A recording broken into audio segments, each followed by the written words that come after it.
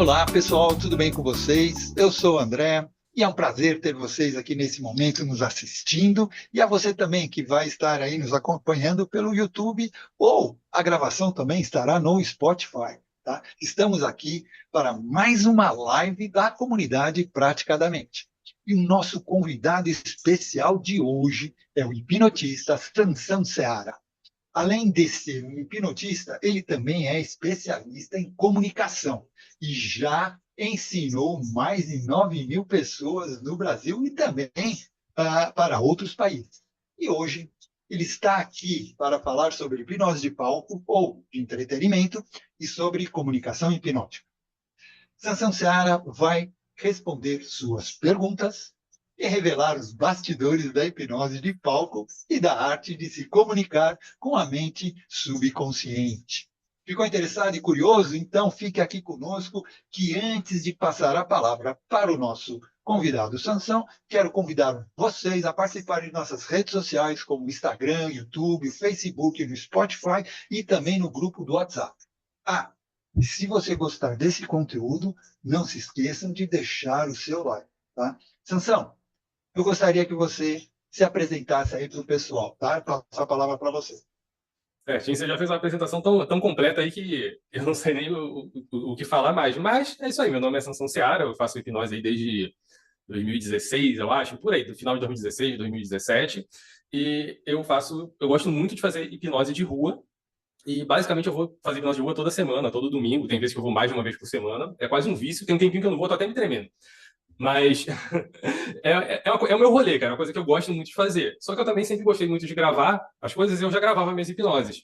Mas para eu poder assistir depois ali, aí eventualmente eu decidi começar a postar.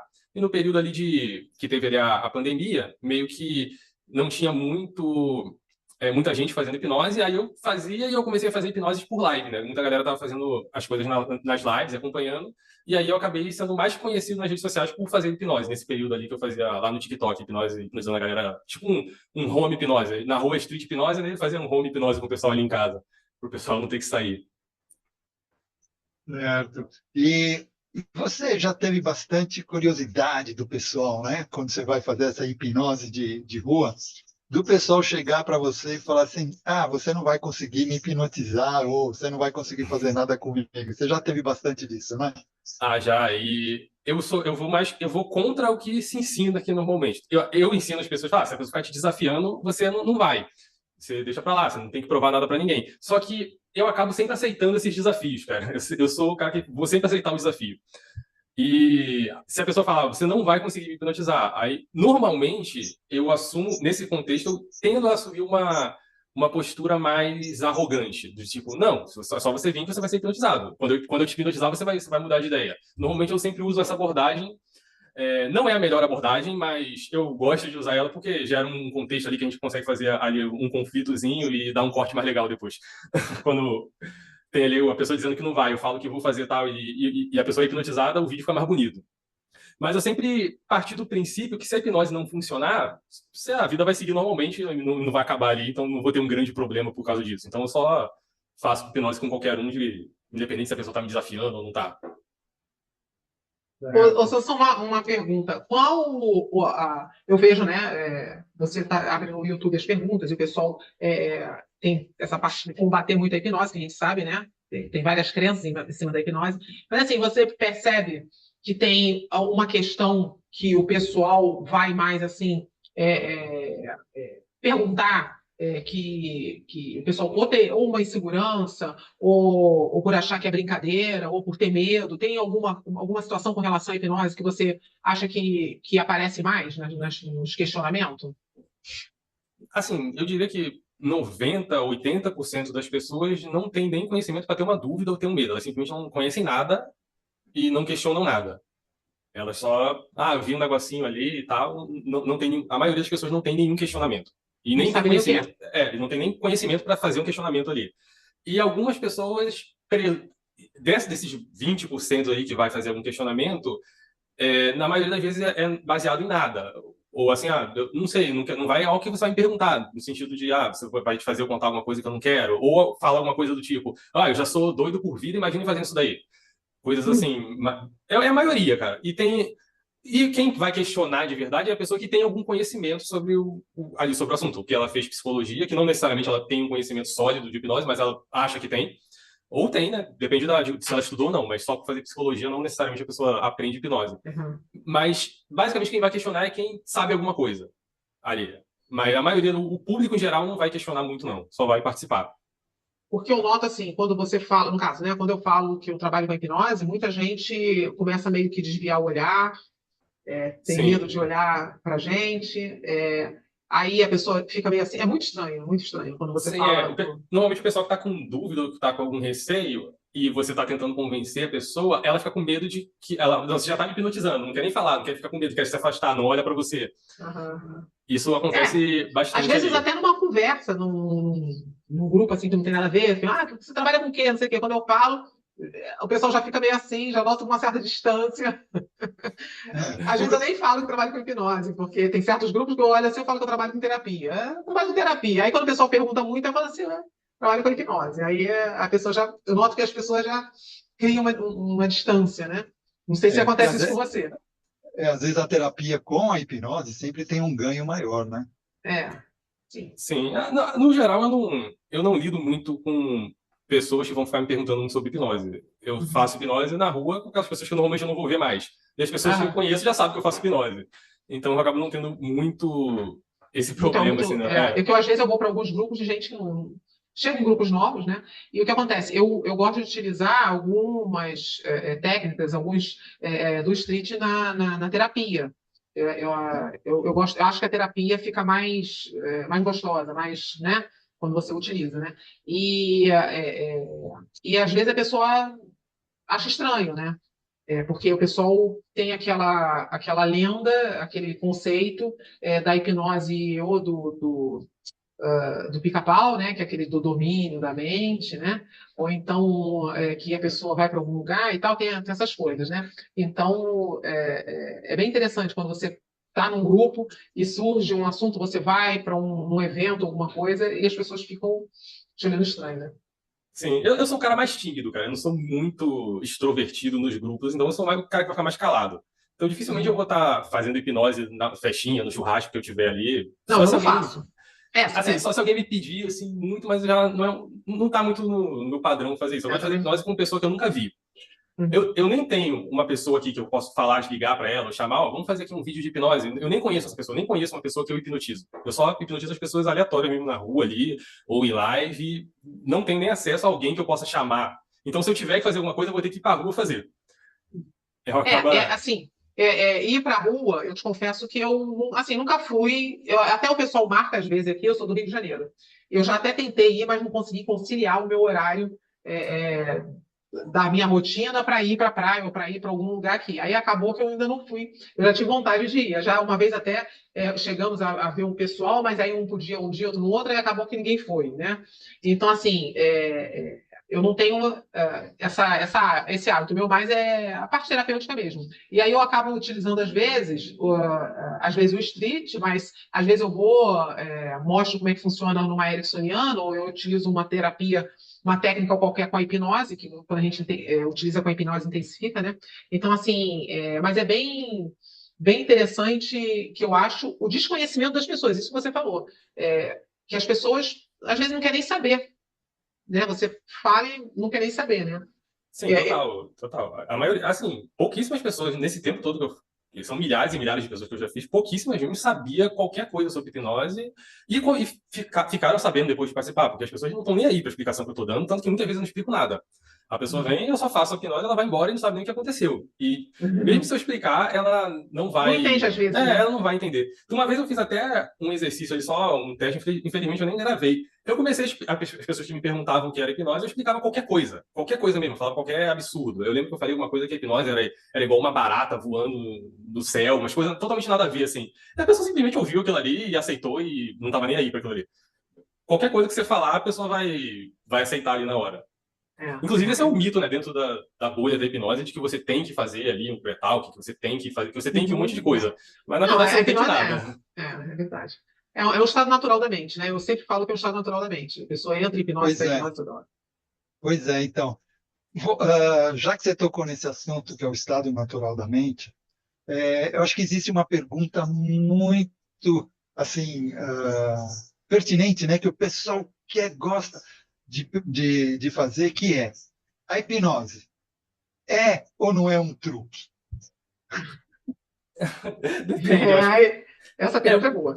eu acho que depende do ponto de vista, né? Por exemplo, se eu fizer a hipnose com o intuito de, sei lá, de dizer que eu tenho um superpoder, ou de dizer que eu fiz a pessoa ver alguma coisa ali por outro motivo, eu acho que eu posso considerar um truque. Por exemplo, eu usei a hipnose para conseguir extrair aquele efeito dizendo que era outra coisa. Aí eu acho que nesse sentido ali dá para considerar um truque, né? Porque você está fazendo ali iludindo a pessoa de alguma forma. Mas ela pode ser usada como um truque, eu diria assim. Ela não necessariamente é um truque. Que nem a Lilian falou, né? É o estado consciente, né? Natural da mente, mente, né? da mente. E eu acredito que chamar de truque, eu acho um pouquinho assim, meio. Mas tem muita gente Uh, que acha que é um truque. Você Muita acha gente que é acha que truque? É. acha que Mas, não é nada de hipnose, isso não existe, é um Cara, truque. mas eu não julgo muito as pessoas que acham que é um truque. Porque se você extrair da sua cabeça todo o conhecimento como hipnose, a pessoa vai pensar o quê? Que você tem superpoderes ou que você está mentindo. É muito mais provável Aham. você estar mentindo do que você ter superpoderes. Então, eu acho que é um truque, é uma conclusão mais intuitiva para quem está assistindo e não sabe do que está acontecendo ali. Então, Uhum. cara, eu não me ofendo muito quando as pessoas acham que é um truque, quando acham que eu tô. Enfim, na verdade eu até gosto. Eu sempre gosto quando a galera vem desafiando. Aham. Eu te confesso que quando vem desafiando, eu não encaro, não. Tá, é o que você acha e pronto. Mas que é um processo interessante, né?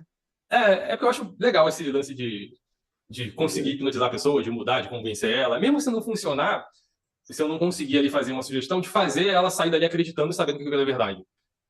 Eu acho que Uhum. isso é um exercício de comunicação para mim. E me melhora a minha habilidade como hipnotista. Eu sempre levei mais por esse lado.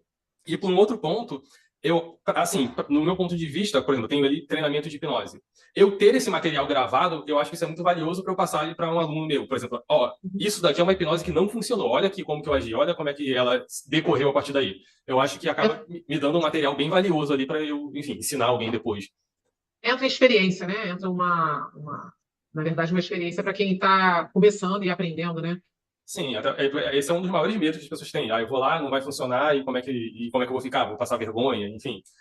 Rola disso. E que, assim, a gente até fala assim, bota a culpa na pessoa e tal, mas na prática você ficou com cara de tacho. Todo mundo que tá vendo ali não vai dizer que você que não conseguiu. As É pessoas vão verdade. achar que foi isso aí mesmo. boa, boa. Agora vem a pergunta. Todo mundo é hipnotizável? Eu considero que sim. Eu É. considero que todo mundo é hipnotizável e sempre tem muitas pessoas que perguntam coisas do tipo, como é que você sabe que aquela pessoa vai ser hipnotizada? Como é que você sabe, enfim, como é que você julga aquilo ali? Tem alguns pontos que eu aprendi ali nos primeiros anos, eu diria, que você vê a postura da pessoa, vê a forma que ela está falando, como que ela está concentrada em você. Tem gente que fala até da abertura dos olhos. A pessoa que tem olho grande é hipnotizada mais fácil. Essa daí eu nunca levei Essa muito em daí eu não consideração, sei. não. Eu já vi muita gente falando isso.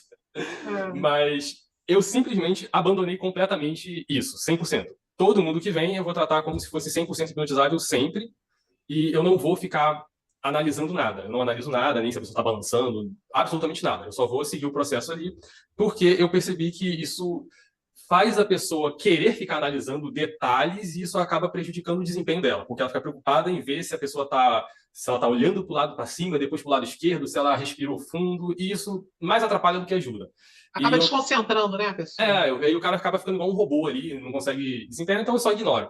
E às vezes eu identifico que a pessoa não vai, e ainda assim eu faço e trato como se ela fosse normalmente. E outro ponto, assim, que eu jogo, isso aqui é mais pessoal meu, que a gente tem dentro da hipnose, é uma coisa que é dizer que a pessoa não se concentrou. Não funcionou porque você não estava concentrado, é o ambiente, mete um caô lá, bota um monte de desculpa ali para não ficar mal, basicamente é isso. Eu Uhum. tendo a ter uma postura de assumir que o meu desempenho não foi suficiente ali. Eu sempre vou dizer, você não está concentrado, mas eu também não vou botar a culpa 100% em você. Eu também estou cansado. Às vezes, no final do street, meu desempenho já não é o mesmo do que do início do street. Eu não estou mais com a mesma disposição. Aí as hipnoses começam a não funcionar tão bem. Uhum. Mas eu sempre... Isso aí é mais de um desenvolvimento pessoal mesmo. Eu sempre penso que eu não tive habilidade para concluir aquela hipnose ou fazer ela sair do jeito que eu queria, porque eu imagino que eu pensando dessa forma eu vou melhorar.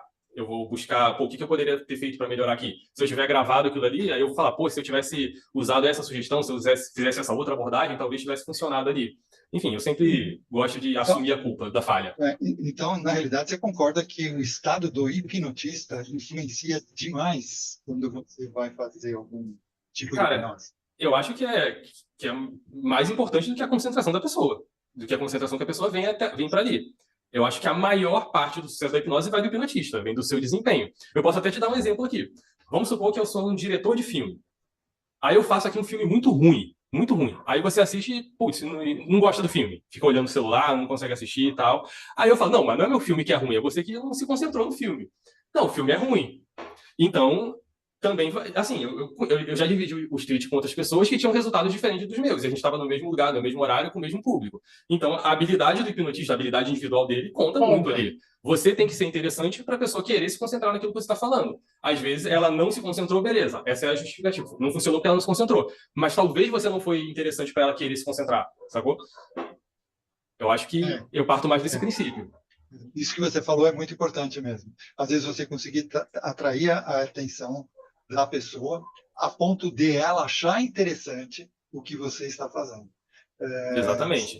Eu tive um professor que ele não era hipnotista, nem trabalhava com hipnose, mas ele era tão carismático que qualquer um se dava bem com ele e gostava da aula dele. Então, ele seria um perfeito hipnólogo ou hipnotista.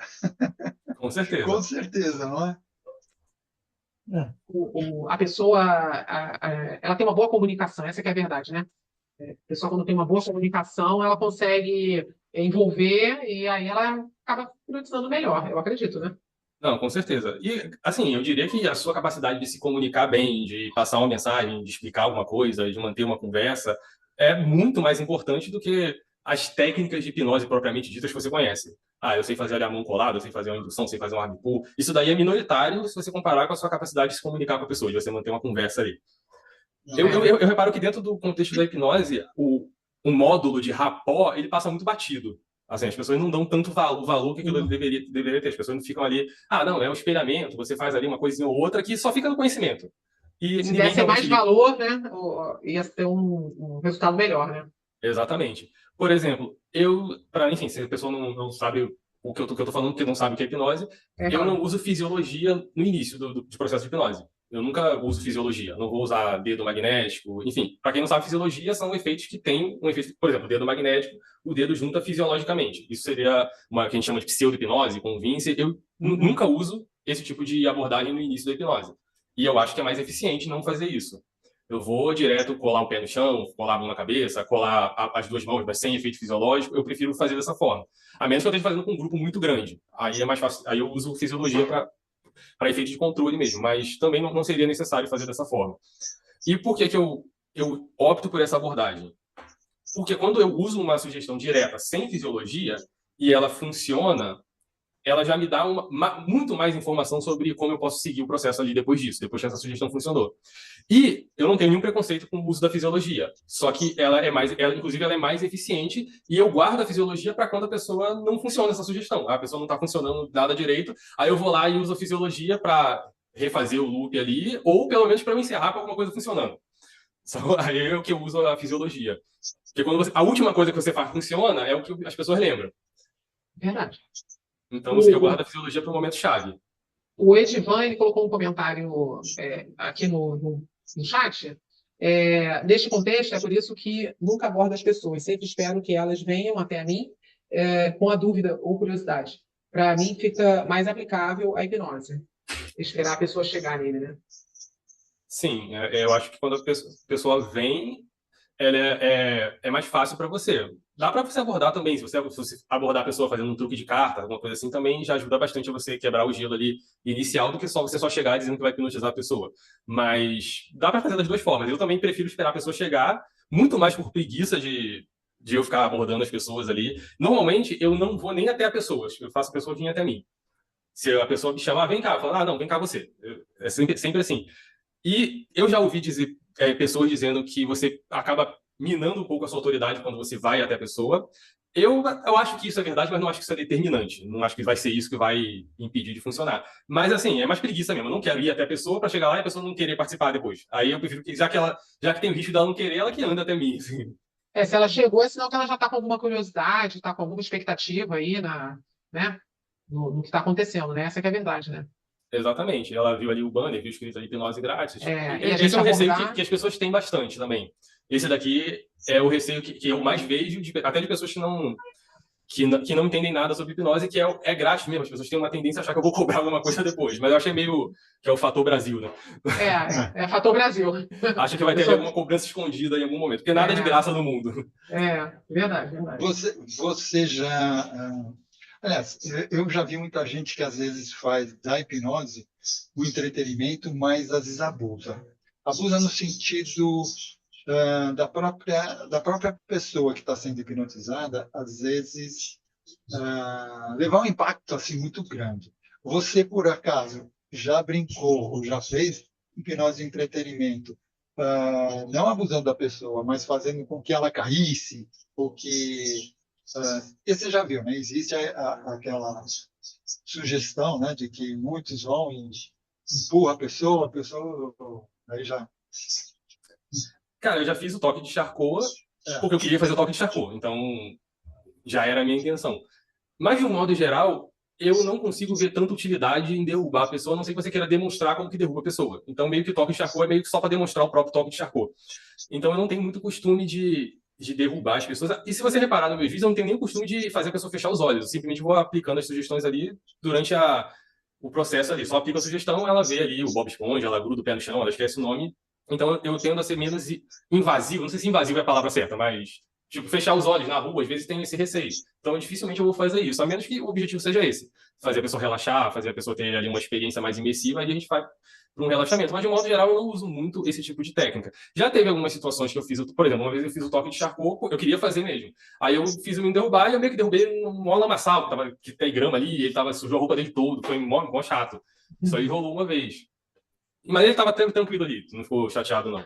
A gente foi ali na água tal, para limpar a camisa dele, mas foi uma coisa que eu deveria ter observado onde eu ia derrubar ele. Mas esse tipo de coisa às vezes acontece. Enfim, teve uma. Em live também, quando eu fazia hipnose em live, teve uma situação ou outra que fugiu um pouco do meu controle. Teve uma menina que eu fiquei mais de 15 minutos depois tentando desgrudar a mão dela. Eu só dei uma sugestão, que foi desgrudar a mão, e ela não conseguiu desgrudar, e eu tive que ficar ali 15 minutos com ela tentando desgrudar a mão dela. E depois, obviamente, eu não dei mais nenhuma sugestão dela quando a mão desgrudou, mas ela demorou muito tempo, disse que doeu, a mão estava doendo, que não estava conseguindo, ficou um tempão ali.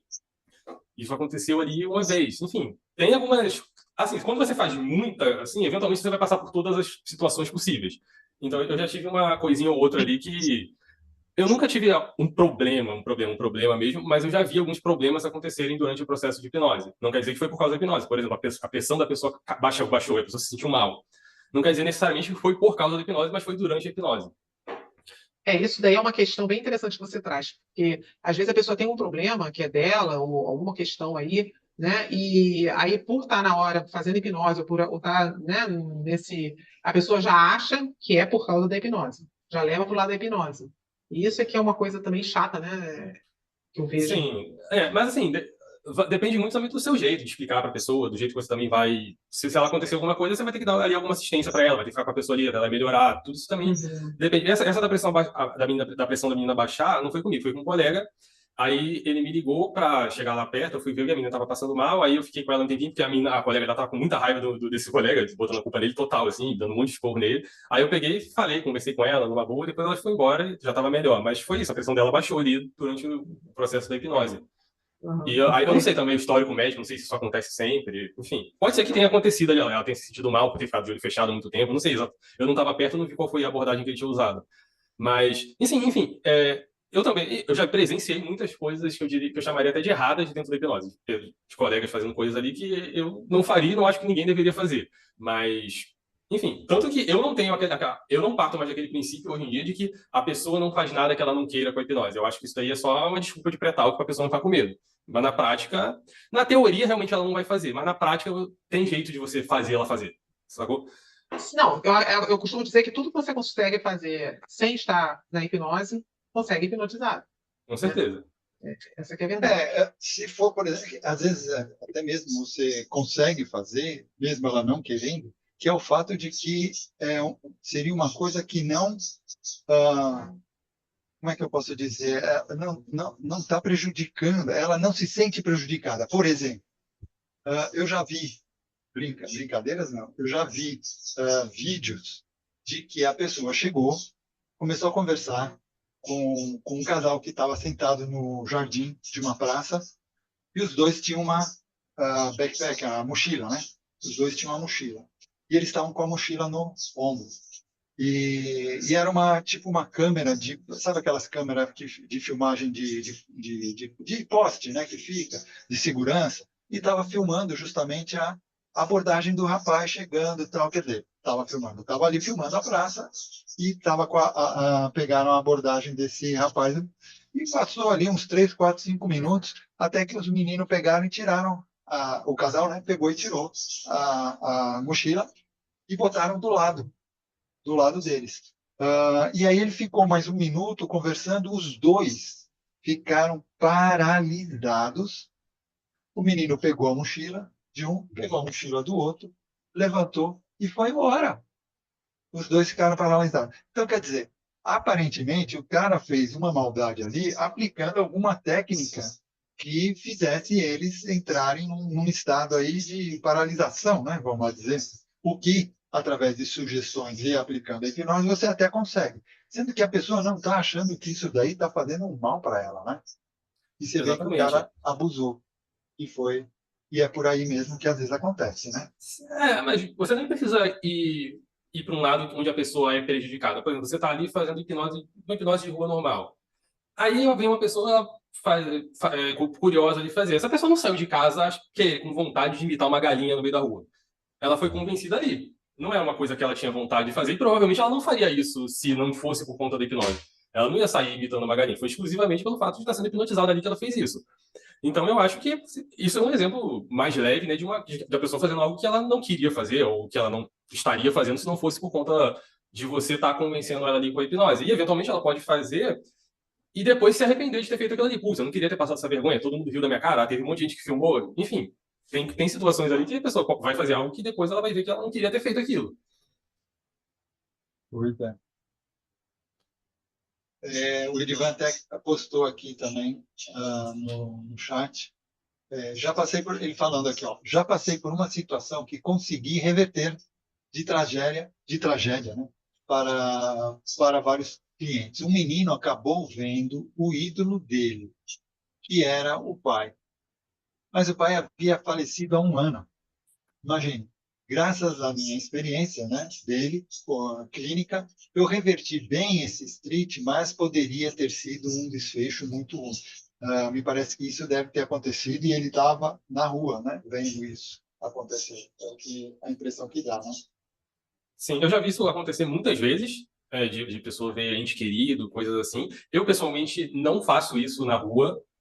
Simplesmente eu boto Isso é uma das coisas que eu não faço. Eu não vou fazer a pessoa ver o pai que faleceu, não vou fazer a pessoa ver a avó que faleceu, simplesmente pelo fato de que eu não tenho informações suficientes para fazer aquilo. Eu não sei qual é o contexto que faleceu, não sei o que isso vai significar para a pessoa, não sei se depois ela vai ficar 1 semana sem dormir, tendo pesadelo por causa disso, eu não sei de nada, então eu não vou fazer. E sempre que eu falo para a pessoa que ela vai ver alguém, eu pergunto quem ela quer ver primeiro. Fala um artista, um personagem de desenho, qualquer pessoa que você queira ver. Primeiro eu pergunto quem é a pessoa e aí depois eu faço a pessoa ver. E tem um momento que eu me sinto muito velho, que é quando os mais jovens falam, eu nunca sei quem é o artista que eles querem ver. Eles falam um nome que eu não sei quem é. Eu simplesmente não sei quem é o cara. Não sei quem é. Eles falam. Aí eu falo assim. Aí, qual é o trabalho dele que você mais gosta? Eu não sei se é uma música, não sei se é um filme, não sei nada, porque eu sou velho, eu não sei o que eles gostam. Eu reparo muitas e a maioria das pessoas que eu faço é mais jovem, pelo local que eu faço. E eu não conheço ninguém. Tem uns MC, não sei o quê, eu não sei quem é. Isso que você falou é bem interessante mesmo, porque quando as pessoas pedem e falam uma coisa que a gente não sabe, né, o que é. E é uma coisa assim, olha, eu quando vou trabalhar, né, no caso na clínica, eu faço uma série de perguntas, né, e aí eu pergunto se tem algum ídolo, alguma coisa, justamente por isso, que aí, na anamnese, porque quando vem aqueles nomes que eu nunca ouvi falar e eu não sei o que é, eu vou e pesquiso antes o que é aquilo.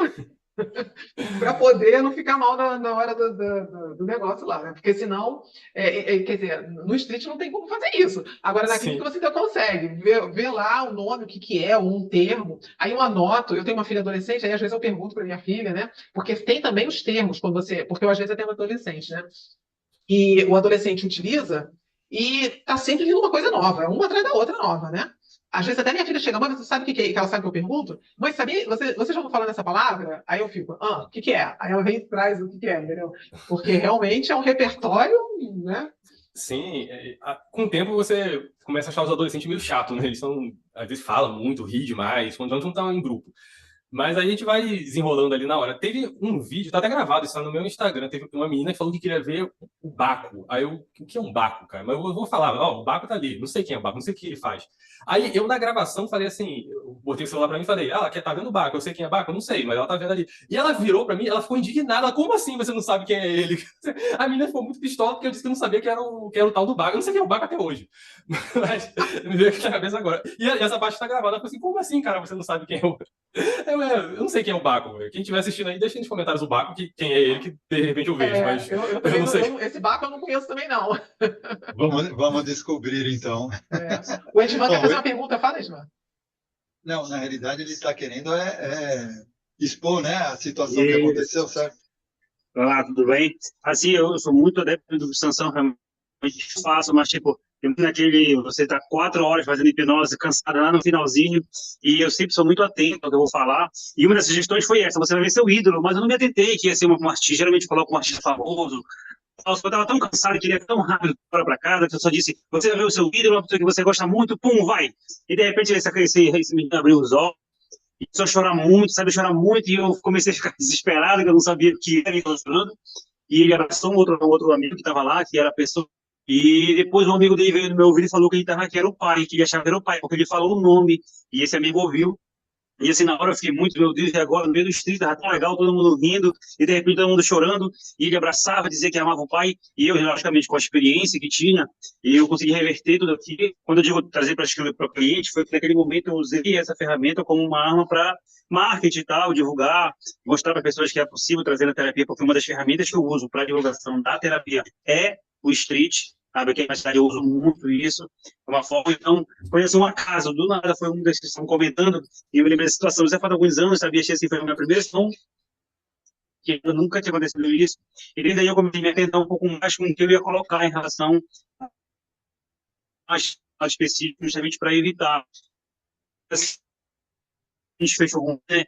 Poderia as pessoas com uma impressão muito ruim, mas eu consegui reverter aquilo, depois ele parou de chorar, todo mundo aplaudiu, eu consegui muitos pacientes que me procuraram, acharam muito legal, mas foi assim, uma das poucas situações bem inusitadas, assim, que poderia ter dado ruim, mas coisas que eu não faço no street que acabou sem querer acontecendo, entendeu? Então, acho que exatamente para isso, acho que a gente consegue fazer isso uma alegria, de se divertir, acho que deve ser para as pessoas irem, conhecerem, e eu uso aqui para mim como meu marketing. Meu marketing é o street.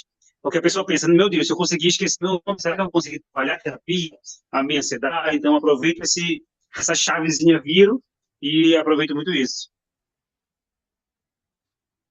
Legal, cara. E esse é um dos motivos realmente que eu não faço essa sugestão, porque às vezes a pessoa tem.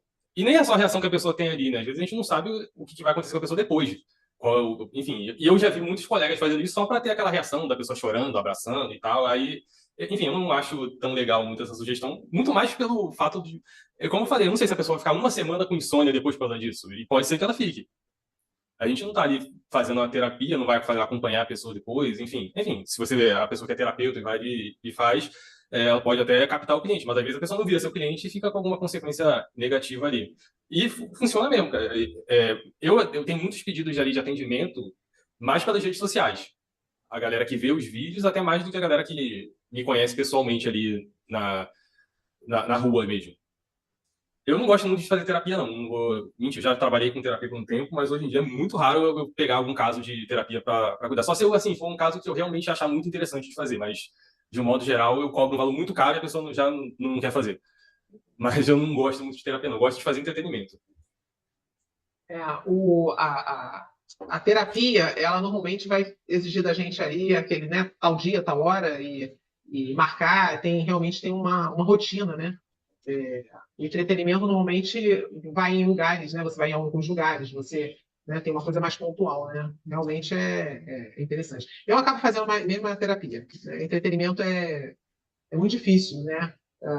Eu acabo até fazendo meio que quando vamos supor, eu vou em algum lugar que tem as pessoas que perguntam, eu acabo utilizando, por exemplo, MDR com hipnose. A pessoa tem uma situação lá, eu falo, eu utilizo assim, que é rápido, né? E a pessoa já tem uma percepção ali do funcionamento, né? Então, assim, agora o street mesmo, não. Agora, eu noto a curiosidade do pessoal, mas eu noto o medo de muita gente, né? No meu mundo, assim, né? Que eu te falo, né? Eu não vou pra rua, né? Mas eu noto muito isso. Eu fico impressionada porque, assim, quando você tem medo de alguma coisa, você vai pesquisar para ver o que é, né? Na minha cabeça funciona Sim. assim. Se eu desconheço algo, pelo menos eu sou muito de pesquisar, de estudar, ver o que é isso, né? Se eu fico encucada com alguma coisa, eu vou pesquisar o que é. E eu fico impressionada que o pessoal não pesquisa. O pessoal não vai ver o que é. Entendeu? Eu ouvi falar que é isso. Pô, tem que no mínimo ver o que é. Com Entendeu? Eu estava certeza. até conversando com o André antes aí, do pessoal entrar, que às vezes a pessoa quer discutir uma coisa e não conhece. Gente, você tem que, para discutir um assunto, você tem que ver lá, ver o que é, mais ou menos, né? Entender para poder discutir, né? Mas eu acho que isso também Eu depende tenho uma muito do pergunta para público e do Sansão. ambiente. Sim. Posso, Sansão? Assim, Pode eu queria falar. comentar um pouco sobre os amigos. E assim, não sei, assim, até para vocês, para André, para Lígia, quando meus familiares, amigos descobriram que eu fazia hipnose, eu começava, de repente, assim, foi um boom. Todo mundo, tipo, 99% da família queria que eu hipnotizasse, então eu acabava fazendo o quê? Reunia lá com todo mundo, hoje vai ter reunião, todo mundo aparecia e funcionava assim, 90% de todos eles. E aconteceu isso muito comigo. Meus amigos, familiares, sim, meus sobrinhos, todo mundo queria se hipnotizar, todo mundo queria fazer alguma coisa, e quando dava certo em um, então acabava não sendo uma cascata. Todos iam, aconteciam basicamente as mesmas coisas. Queria saber se vocês, quando começaram, as pessoas veem que realmente aconteceu. Foi diferente? Como foi? Cara, assim, aqui em Salvador tem um irmão e uma irmã, assim, de família. Eu sou do Rio de Janeiro, minha família é toda de lá. E amigos, assim, dificilmente... É muito mais fácil eles terem muito medo, falar, ó, nem quero fazer isso daí, então, e já nem topar do que eles ficarem me pedindo para fazer. Então, é muito raro eu fazer com alguém que eu conheço do meu convívio ali. Eu faço realmente isso mais com estranhos. Inclusive, eu diria que é até mais difícil, normalmente, você hipnotizar pessoas próximas do que uma pessoa totalmente estranha. Porque uma pessoa próxima, ela já tem uma opinião sobre você ali e tal, você já brinca, você um zoa com a cara do outro. Assim, eu hipnotizo pessoas que são meus amigos, assim, que eu conheci depois da hipnose, eu conheci a partir da hipnose. Mas pessoas que eu já conhecia antes, é bem difícil eu estar... Até eu estar falando sobre hipnose com essas pessoas é difícil. Normalmente eu estou falando sobre outras coisas. A gente está conversando outros assuntos ali. Muito difícil o tema hipnose surgir. Em regra, é mais difícil mesmo. Você, um familiar, né? Aí entra aquele ditado, né? Que santo de casa não faz milagre. Por Então, às aí. vezes, por aí, né? Então, às vezes é muito mais difícil mesmo quando você, justamente por esse motivo de você, a pessoa já te conhecer. Então, às vezes você não tem aquele que nem diz, né? A capa do mar. Você não tem aquele poder em cima da pessoa. A pessoa às vezes te acha tem a intimidade muito grande. Então, às vezes é mais difícil mesmo. Esse Sim, seria total. uma das grandes razões, né?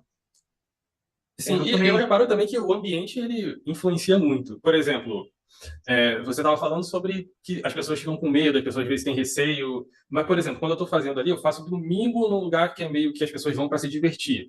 Aquelas pessoas ali já não estão muito preocupadas com nada. Tem muito adolescente, tem uns bar à frente. É um público diferente. Algumas vezes eu já fiz algumas palestras, algumas coisas em empresas, e eu fiz uma na Heineken. Era sobre segurança do trabalho, e o que eu estava fazendo ali era hipnotizar as pessoas para ficar paralítico. Enfim, eu fiz um milagre revertido. Eu fiz as pessoas ficar ruim para elas verem como é que é ter um acidente de trabalho. Aí, aquela galera ali, que era de chão de fábrica, tudo peão, aqueles caras bravos, assim, eles eram muito mais resistentes ali, ficava com muito medo dos colegas que vai zoar com a cara dele. Era um contexto muito diferente do que eu costumo fazer ali. Então, a abordagem era totalmente diferente. Você tinha que ir de uma forma muito mais periférica e convencendo o cara do argumento. Enfim, o ambiente que você tá, os amigos, às vezes tem um grupinho ali, e aquele cara quer participar, mas ele tá com uns amigos que vai zoar muito com a cara dele. Aí Aí ele ele já vai acaba não ficar. participando. Exatamente. Normalmente, uma coisa que eu identifiquei. Algumas pessoas falam assim, por que você não grava desde o início do processo? Mas normalmente eu gravo 5, 10 segundos depois que eu comecei. o meu processo não tem muita coisa. Se você reparar, a maioria do vídeo a pessoa tá assim, com a mão, indo colar a mão. Mas por quê? Eu reparei que quando eu pego o celular e começo a gravar, a pessoa se concentra no celular imediatamente. Ela, tô sendo gravada. Quando eu falo, olha para sua mão aqui e vou pegando o celular sem ela ver, ela já quebra esse efeito de, tô sendo gravada, porque ela já está concentrada ali. E uma coisa ela é perceber que está sendo gravada quando já está sendo gravada. Outra coisa ela vê você começar a gravar ela.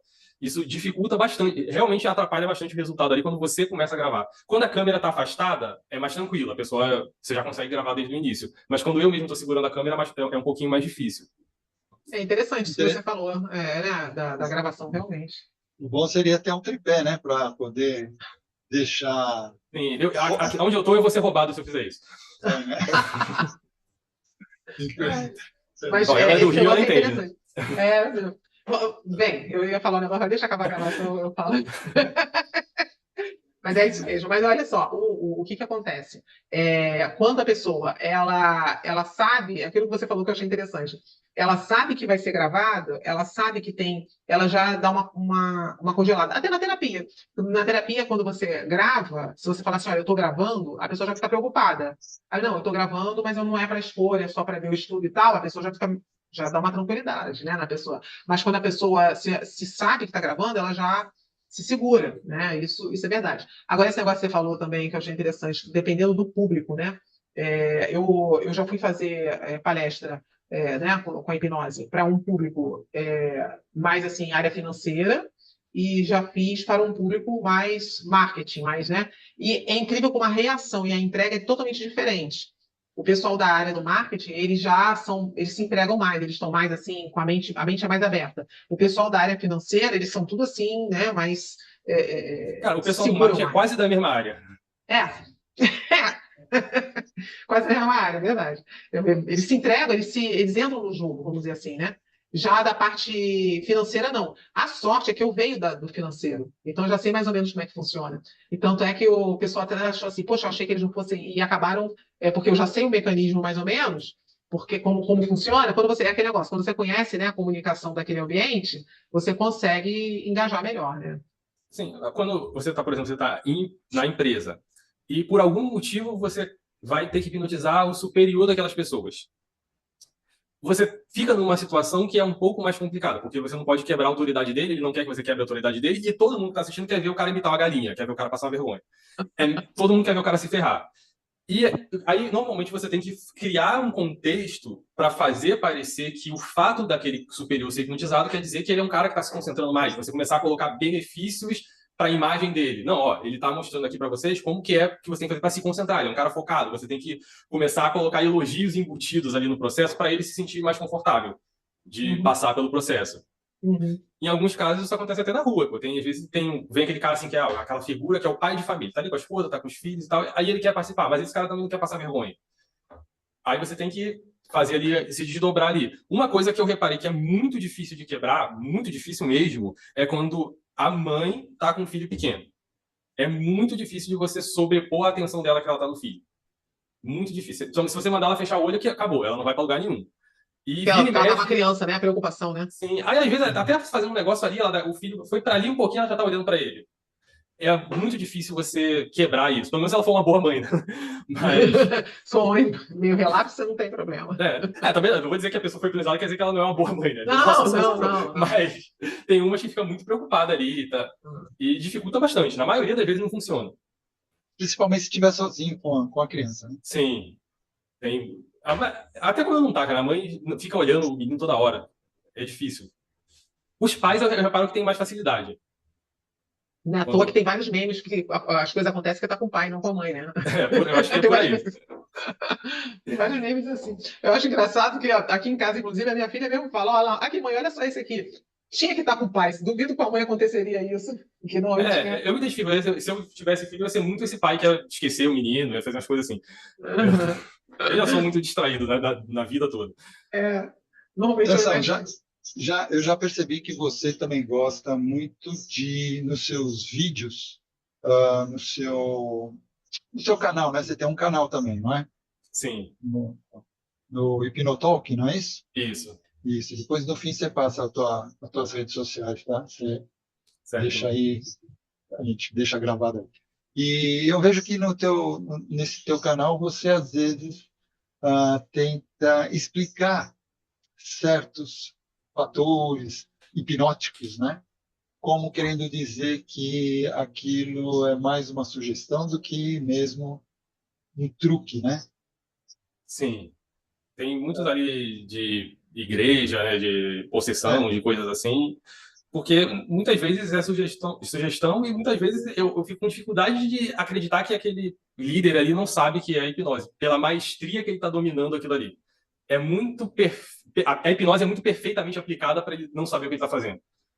Isso já me rendeu algumas ameaças de processo e tal. Tem uns áudios aí que a galera pois falou, é. né? Então faça a pergunta. Você acha que isso é malandragem ou é mesmo para marketing ou é mesmo para tentar enganar as pessoas? Porque de fato a impressão que dá é que eles têm um conhecimento muito bom, muito grande e não fazem isso por estarem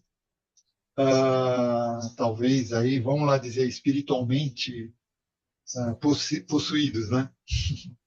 Sim. Cara, eu acho que a maioria que eu vejo ali, que, pelo menos os que eu analiso, é claramente para marketing. Os caras são praticamente os youtubers do capeta. Do canal dos caras é um monte de exorcismo, de expulsando demônio, com as capas, assim, tudo apelativa. O trabalho dos caras é esse na internet. Aí tem o que eles fazem lá na igreja também.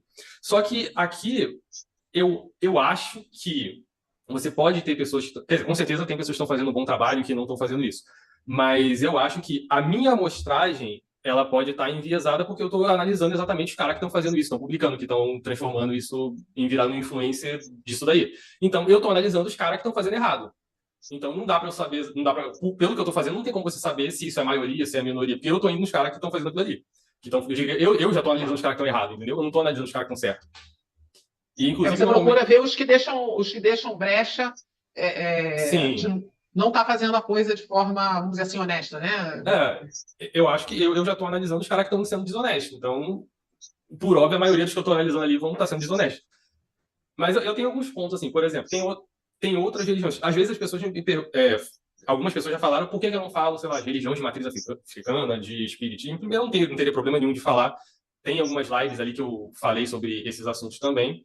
Mas, em alguns contextos, eu acho que no contexto da igreja em específico é mais complicado. Porque, vamos lá, se você for num lugar que está tendo candomblé, umbanda, alguma coisa nesse sentido, e tem uma incorporação, dificilmente isso é uma sugestão aplicada por alguém.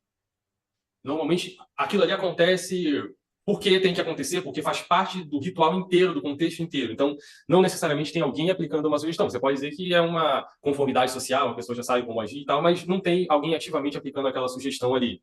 Então, acaba não tendo muito o que analisar. E aqui a incorporação, digamos assim, ela é bem-vinda, vamos falar dessa forma. Ela é benéfica, ela, enfim, faz parte daquilo ali. Agora, no contexto da igreja, ninguém quer ser possuído por um demônio. Isso é algo intrinsecamente negativo. Então, a pessoa está promovendo uma experiência traumática ali, que normalmente não é o caso de outras religiões. A pessoa está ali sendo possuída por um demônio e tem que ser expulso. Então, eu acho que isso já é uma experiência traumática. E tem alguns, cara, que é muito traumática. As pessoas passam ali com um monte de coisa, um monte de situação, vomita, que você olha e fala, caraca, como que a pessoa não é presa por estar fazendo uma coisa dessa? Às vezes é uma criança. Eu analisei umas duas aí com criança mesmo, assim, outra com uma adolescente, uma coisa muito demorada, muito traumática, que eu reparei que o pastor em si não estava conseguindo expulsar o demônio. Ele estava tendo dificuldade. Ele expulsava e voltava, expulsava e ele voltava. E eu até identifiquei por que isso aconteceu, porque no início ele disse que tinha não sei quantos mil demônios na pessoa. Então ele já aplicou a sugestão dizendo que tinha 1 milhão de demônios ali. Então ele expulsava e tinha mais 1 milhão. Que ele botou um montão. E eles botam um número assim, 15 mil, umas coisas assim. Às vezes a pessoa aceita isso ao pé da letra. Então, por isso que eu acabo analisando mais questões ali de. Porque eu acho que essa é realmente a experiência mais traumática ali que alguém pode acontecer. Porque a pessoa recebeu o Espírito Santo, se sentiu bem. Beleza, é sugestão, não é sugestão? Tanto faz. A pessoa está ali porque ela quer, faz parte. Agora, essas de possessão, eu acho que ela acaba sendo mais traumática. Sim. Até no chat aqui tem uma pergunta que eu acho até difícil, hein? Na realidade, o William está perguntando aqui, o espiritismo tem relação com a hipnose? Cara, sinceramente, eu não Ao conheço, seu ver, né? eu não conheço tanto assim do espiritismo. Eu até conheço assim na teoria, tem reencarnação, tem um monte de coisa, mas eu não conheço tanto ali da galera se juntando na religião ali. Eu não sei exatamente o que acontece, né? Eu sei que tem do Chico Xavier, né? Ele fazer umas psicografia, fazer algumas coisas assim.